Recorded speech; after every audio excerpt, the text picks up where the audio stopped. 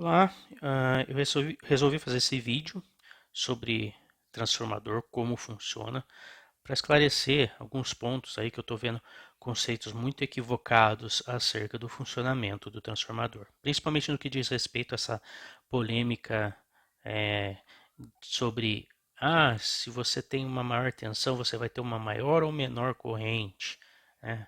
Ah, a lei de Ohm funciona, não funciona? Tem coisas muito básicas aí que, na verdade, acho que está faltando mesmo é uma preguiça de se aprofundar no assunto e ver como que as coisas funcionam. Bom, transformador, a polêmica principal ali está em relação à lei de Ohm, né? Se a lei de Ohm é válida. A lei de Ohm fala que a tensão é o produto da impedância pela corrente, ou seja, se eu tenho uma impedância elétrica e eu aplico nessa impedância uma diferença de potencial, vai passar uma corrente e essa corrente ali vai determinar, então, vai ser determinada pelo valor dessa impedância, né? Então, ok, isso é uma lei de um circuito elétrico, né? Um circuito elétrico opera realmente respeitando essa lei ah, a lei de Ohm, né? Mas um transformador ele não é só um circuito elétrico, né? Um transformador ele também tem uma significativa participação de um circuito magnético. Então é isso que a gente vai elucidar aí hoje.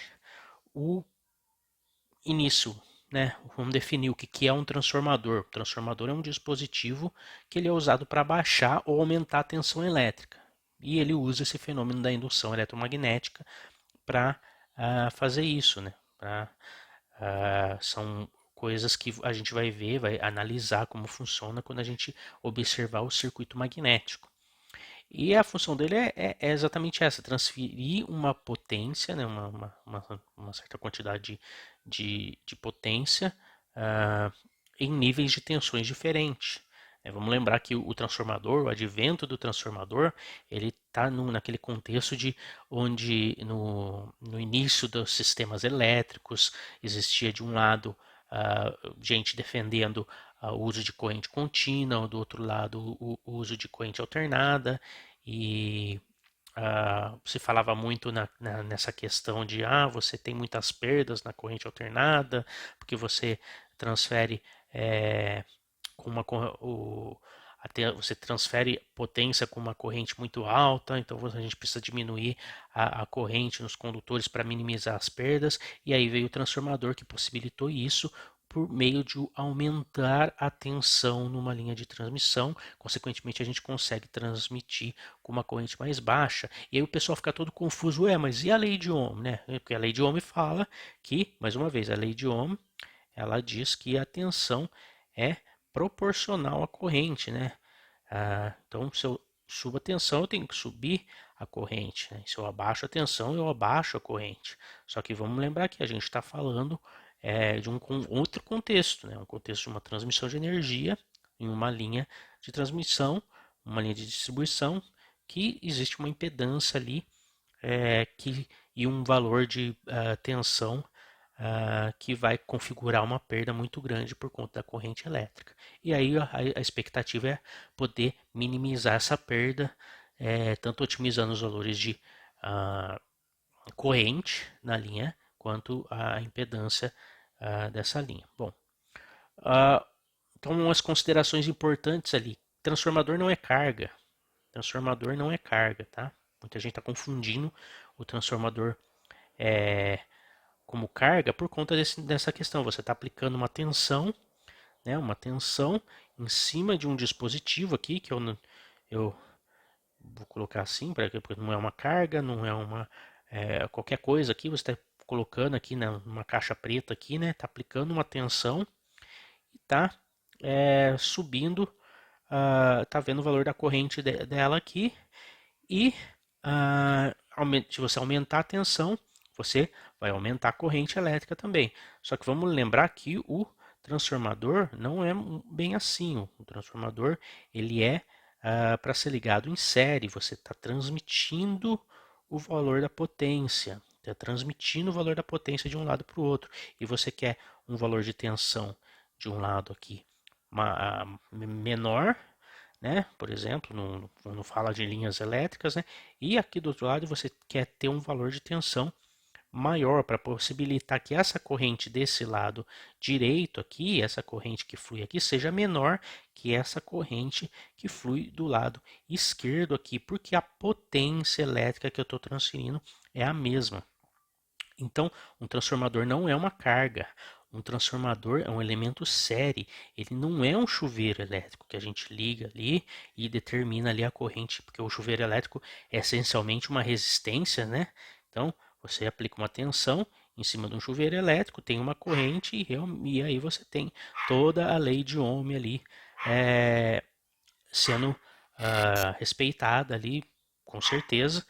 Mas o que a gente tem aqui é uma impedância, uma resistência, né? Uma tensão em cima de uma resistência, ou seja, é o exemplo mais simples possível para a gente explicar a lei de Ohm. Quando a gente parte no transformador a gente tem componentes elétricos e componentes magnéticos. Então ele não funciona tão diretamente assim. É lógico que a lei de Ohm é respeitada, mas a gente vai ver. O transformador não funciona em corrente contínua. Tem outro ponto também, você não pode aplicar corrente contínua no transformador, porque se você aplica corrente contínua ele não funciona. Ele só funciona com corrente alternada porque você precisa ter variação de fluxo magnético. O transformador só faz sentido com uma carga no secundário, ou seja, eu estou alimentando alguma coisa aqui do meu lado do secundário. Então só faz sentido se eu tiver ali ligado a uma carga, porque ele serve para fornecer uma potência elétrica. Bom, continuando então. Lei de Ohm, só passando rapidamente para recordar, a lei de Ohm é uma lei de circuitos elétricos, né? Então diz que a impedância corrente, né, elétrica e uma impedância, ela é proporcional à tensão, ou seja, subindo a corrente, a gente sobe a tensão, aumentando a tensão, a gente aumenta a corrente e o contrário também. E quando a gente fala de sistemas elétricos, né, sistemas de energia elétrica, uma outra quantidade também é importante da gente falar que é a potência elétrica, dada em volt-ampere. Né? Por que em volt-ampere? Porque a gente tem elementos reativos no sistema. Então, essa potência é a tensão vezes a corrente.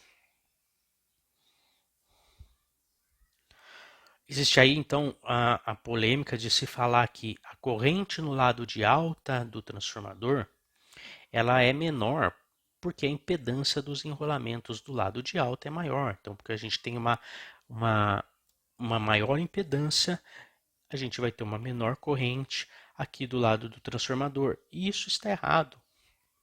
Essa afirmação está errada. Errou feio, errou rude. E por que, que ela está errada? Vamos lembrar que é o seguinte. O que é um transformador? Eu tenho aí um desenho de um transformador, certo?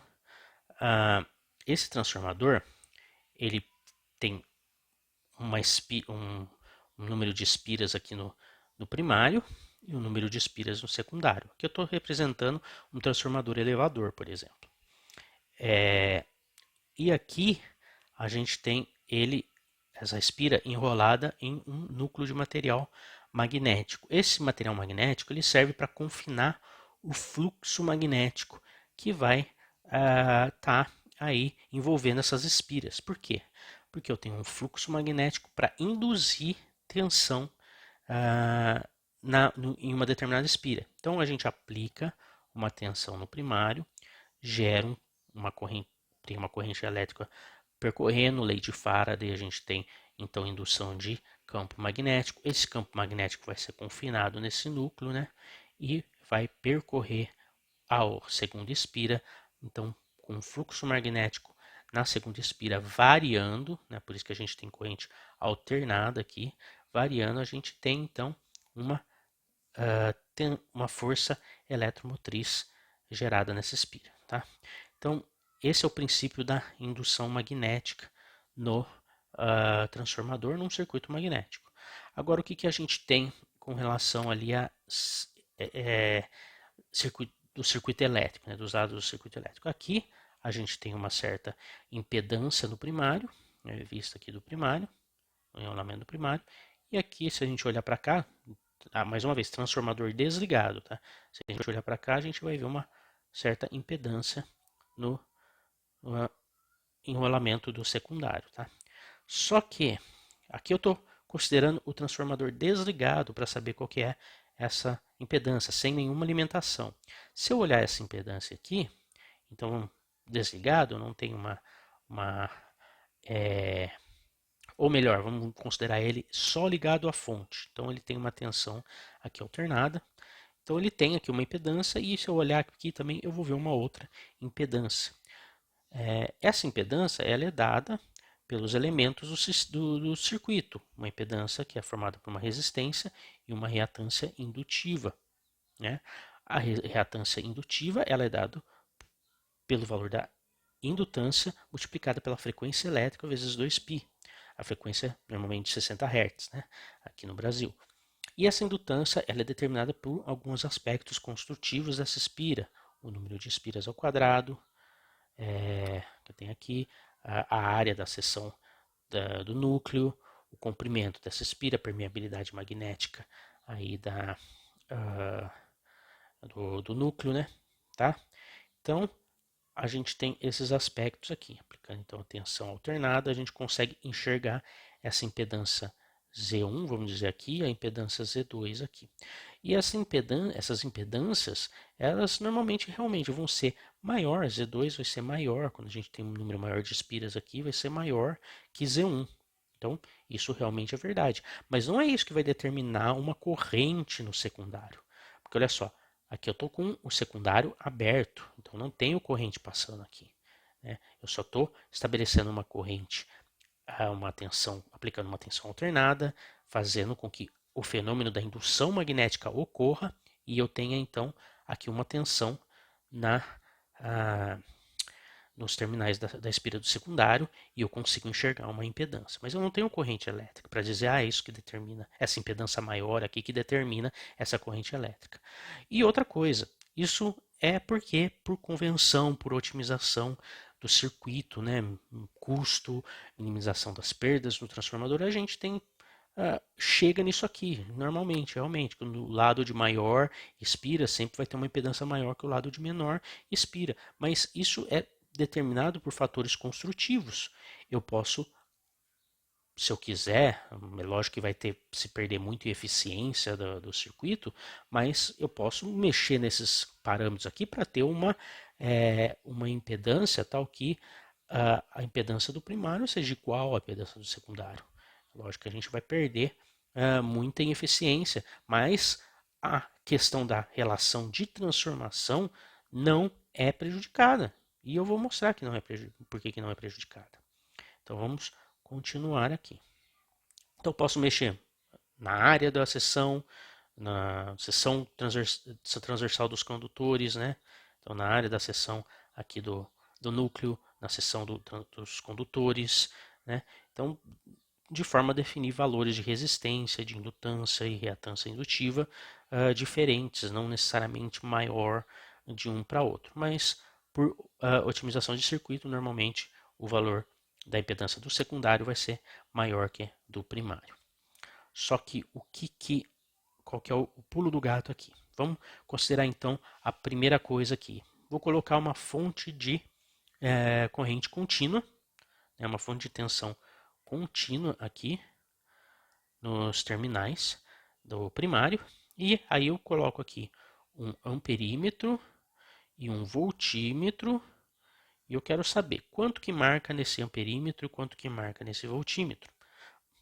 E marca zero, porque eu não tenho a ação de indução aqui, eu não tenho uma variação de fluxo magnético no primário para que eu induza um campo aqui, uma força eletromotriz no secundário. Então, nesse caso, o transformador não funciona.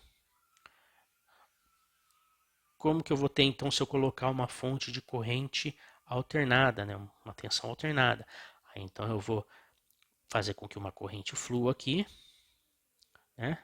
Essa corrente fluindo vai me gerar uma força eletromotriz, um fluxo magnético. Esse fluxo magnético vai ser concatenado no núcleo do transformador, vai me induzir uma força eletromotriz no secundário aqui, e aí então se eu ligar um amperímetro e um voltímetro, o que eu vou ver aqui? Vamos ver, o que eu vou ver nos terminais do voltímetro e no amperímetro ali no display. Eu vou ver exatamente essa tensão que foi induzida no voltímetro e no amperímetro eu vou ver zero, porque eu não tenho ele fechado em um circuito aqui. Eu não tenho essa carga aqui. Se eu tiver essa carga, aí vai ser diferente de zero. Mas estando aberto aqui, né? Eu abri, vamos, o circuito aqui, então eu não tenho corrente passando aqui. Eu enxergo esse secundário aqui, ele se enxerga como uma fonte de tensão, tá? Então, por isso que eu ressaltei lá, ele só faz sentido se conectado com uma carga, não faz sentido em vazio, e tampouco em vazio não passa corrente para eu dizer que eu tenho ali uma corrente elétrica. E é a confusão, né? Porque vamos pensar o seguinte: se eu tenho uma tensão induzida no secundário, né? Por conta da aplicação da tensão, e eu tenho uma impedância do secundário, eu não teria que ter uma corrente aqui que é tensão sobre a impedância, né? Isso se a gente estivesse enxergando esse secundário aqui como uma carga, mas ele não é uma carga. Aqui ele vai ser alguém que olha para cá, para ele aqui, ele vai estar enxergando isso como uma fonte de tensão, não como uma carga. Mesmo porque para que eu tenha uma corrente induzida, eu tenho que ligar uma fonte, né? Então ele não é uma carga. Então para isso aqui não vai valer porque eu tenho uma fonte de tensão em aberto, então a corrente é zero. Então, tá vendo como que não faz sentido eu falar que a corrente vai ser determinada por conta da impedância alta ali dos enrolamentos? Né? Então, não faz, isso aqui não faz o sentido. Isso aqui existe um erro de um conceitual muito grande para se afirmar isso. Então vamos ver, o que determina então essa questão de corrente ser maior no secundário, menor, dependendo ali do número de espiras e tal. A gente vai ter que parar um pouco de analisar isso como um circuito elétrico e começar a olhar ele como um circuito magnético. Um circuito magnético, e a gente consegue definir algumas outras propriedades até com relação à relação de transformação. Então, o que é um transformador ideal?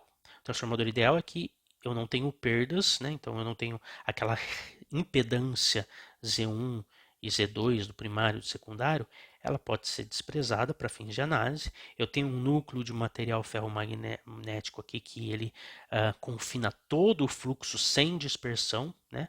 Então eu consigo ter um confinamento do fluxo, então uma indução total ali no secundário. Então, se eu aplicar uma tensão V1, né, eu tenho essa tensão diretamente aplicada no primário, então E1 igual a V1, e eu vou ter ali a indução dessa E2, e se eu colocar ela em cima de uma carga, né, ela vai me dar nessa carga uma tensão V2 que também vai ser igual a essa força eletromotriz induzida ali, E2. Tá? E no circuito magnético, eu consigo modelar ele similar a um circuito elétrico, mas com parâmetros do circuito magnético. Ou seja, como eu tenho um fluxo magnético aqui, eu tenho uma força magnetomotriz. Essa força magnetomotriz ela é dada pelo número de espiras da bobina vezes a corrente que passa nela. E se eu olhar aqui, eu tenho um material ferromagnético que ele possui uma relutância. Essa relutância é dada pelo comprimento desse material ferromagnético sobre a permeabilidade magnética vezes a área da seção transversal desse material aqui. Então, eu consigo modelar isso dentro de um circuito, né, magnético. Então, isso aqui é um circuito magnético, não é um circuito elétrico. De forma que, então, eu tenho aqui uma associação de fontes de força magnetomotriz, né? Diferente daquela força eletromotriz, que é esse 2 aqui, né? Então, força magnetomotriz associadas aqui, ligadas em série com uma relutância. E o que é a corrente elétrica nesse circuito magnético? É o fluxo magnético. Tá? Então, como que funciona aqui? Aí a gente pode construir isso pensando naquela lei de malhas, né? Em que a tensão total é igual tensão total, né? F total, força magnética, tensão não, a força magnetomotriz total ali em cima daquela relutância, ela é a relutância vezes o fluxo. Só que essa força magnetomotriz de cada uma das espiras, né? Ela é determinada pelo número de espiras vezes a corrente elétrica, só que ela tem uma certa polaridade. Então, aqui, que é determinada ali pela direção da corrente, né? Então, a gente tem na espira 1, N1 vezes I1. Na espira 2, menos N2 vezes I2. Então, somando essas duas forças magnetomotriz, eu tenho, então, a força magnetomotriz total. Agora, por que eu estou dizendo que isso é zero? Se eu estou considerando um transformador ideal, a minha permeabilidade magnética ela é infinita. E a gente vai ver que em circuitos reais ela também é muito grande, que eu posso fazer essa aproximação. Então, dessa forma, se essa permeabilidade magnética é muito grande, eu tenho que essa igualdade, isso é igual a zero, passo para o outro lado, então eu tenho ali N1 e 1 é igual a N2 e 2. E daí eu tiro a primeira relação ali, que é N1 sobre N2 é igual a I2 sobre I1. Ou seja, a relação de transformação, ela define ali uma relação de maior para menor também das correntes. Ou seja, essa é a primeira coisa que eu tiro da minha análise do circuito magnético, independente de qualquer impedância do circuito ali. Tá? O que acontece se eu tenho o transformador em aberto, né? Então eu não tenho uma corrente elétrica aqui. Se eu não tenho uma corrente elétrica aqui passando, essa força magnetomotriz ela é zero, né? Então essa F2 eu não tenho, eu só tenho essa F1 em cima dessa relutância, certo? Então eu tenho F1 em cima de um valor de relutância e o fluxo magnético vai ser ali outro valor. Então, seguindo com essa análise, transformador ideal. Então, eu tirei ali aqui a primeira relação, né? A relação da transformação das correntes. E outra coisa que é importante falar para o transformador é que ele transfere uma potência elétrica, ou seja, a potência do primário, que é dada por E1 vezes I1, né, é igual à potência do secundário, E2 vezes I2. Então, existe essa transferência de potência, né, sem as perdas. Né? Então, se eu colocar isso aqui, ó, né, então eu consigo substituir os valores e eu consigo obter uma outra relação de tensão e corrente. E aqui essa relação é inversamente proporcional. Por quê? Porque eu estou transmitindo uma mesma quantidade de potência elétrica. Então, eu consigo a partir disso e também da relação anterior definir as relações de transformação no transformador, em que essa relação de transformação é dada pela relação do número de espiras, mas também pela relação das tensões e das correntes, sendo que essa relação de tensão é inversamente proporcional à da corrente. Ou seja, eu defini todo esse conceito do transformador com relação a por que eu aumento a tensão e eu diminuo a corrente por conta da característica magnética do transformador. Né? Então, primeira coisa é o acoplamento magnético do transformador. A segunda coisa é que essa corrente no secundário ela só vai ser possível se eu tiver uma carga. Então, só faz sentido eu falar de transformador ligado à carga para eu ter essas relações de transformação ali e poder dizer que maior a tensão, menor a corrente no transformador. Então, não é só um circuito elétrico, é um circuito magnético. E como que funciona o transformador real? O transformador real ele é modelado a partir de um transformador ideal, né? Então aqui eu tenho aqui no meio, ó, entre esse pontilhado, um transformador real com uma relação de transformação. E aí eu tenho aquelas impedâncias, que eu estou considerando que o transformador vai ser ligado em uma corrente alternada, tal. Então a gente vai obter uns valores de impedância do enrolamento do secundário. Então a gente vai ter resistência e reatância do enrolamento do primário, resistência e reatância. E existe aí outra impedância que a gente modela referente às perdas no núcleo. O que, que a gente tem aqui? Umas perdas de resistência e umas perdas de reatância magnética. Então, essa resistência e essa reatância, né, RMXM, o que, que ela modela? Ela modela as perdas por corrente de Foucault, né, nas lâminas do núcleo, né, que o núcleo é feito de um material laminado, e a reatância devido àquelas dispersões. Lembra que eu tenho dispersões no núcleo? Então, o que, que acontece? Como eu tenho uma baixa dispersão e eu consigo minimizar muito minhas correntes, perda por corrente de Foucault, o valor dessa impedância aqui, ele geralmente é muito alto, muito superior a essas impedâncias esses valores de impedância aqui de dispersão dos enrolamentos. Então, geralmente eu nem represento ele ali para fins de cálculo. Então, eu só tenho então a minha impedância do primário, né, de dispersão do primário e do secundário.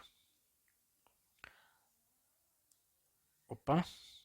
Como que é então que eu posso representar isso fazendo uma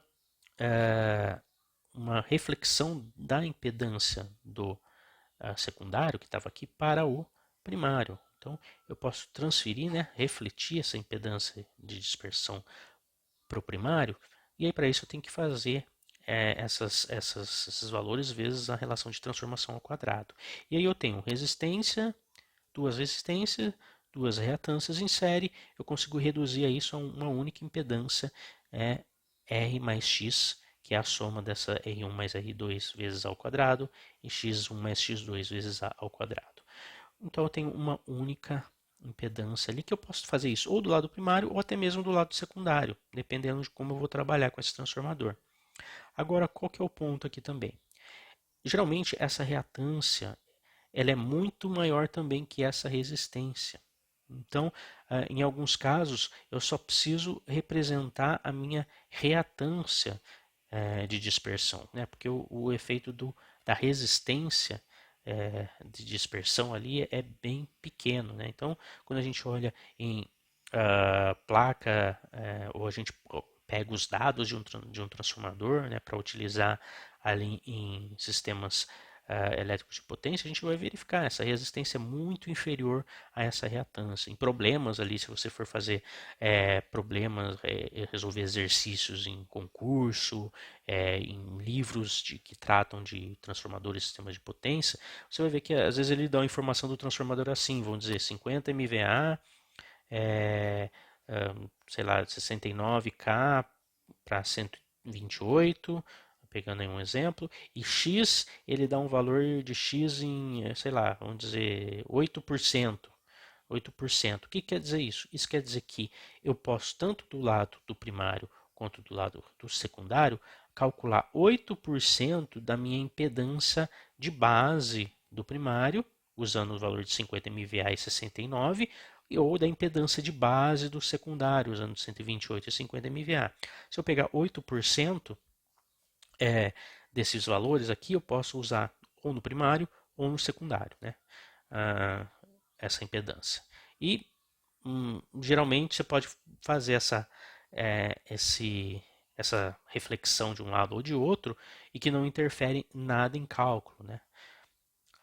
A gente pode então representar o transformador real como um transformador ideal em série com uma transformador ideal em série com uma impedância de dispersão, sendo essa impedância de dispersão do lado do primário ou do secundário. E quando a gente liga isso a uma carga, né? Então vamos supor que eu tenho uma carga aqui, o valor dessa carga vai ser muito superior a essa impedância de dispersão aqui. esteja ela do lado do primário ou esteja ela aqui do lado do secundário. Ou seja, a tensão induzida no secundário, ela vai me gerar uma corrente que vai ser determinada essencialmente por esse valor dessa carga conectada ao secundário, e não devido a essa impedância de dispersão. Essa impedância de dispersão, ela tem pouca participação, esteja ela do lado primário ou do lado secundário, ela tem muito pouca participação aí no valor da corrente elétrica, né? E o valor da corrente elétrica ser menor ou maior que no primário, que a corrente que entra aqui no primário, ela é única e exclusivamente por conta do característica de relação de transformação devido ao circuito magnético do transformador. Então, eu vou fazer no próximo vídeo um exemplo numérico em que isso vai ficar bem claro, também com exemplos numéricos ali de valores aí bem próximos de transformadores reais. Então, até o próximo vídeo.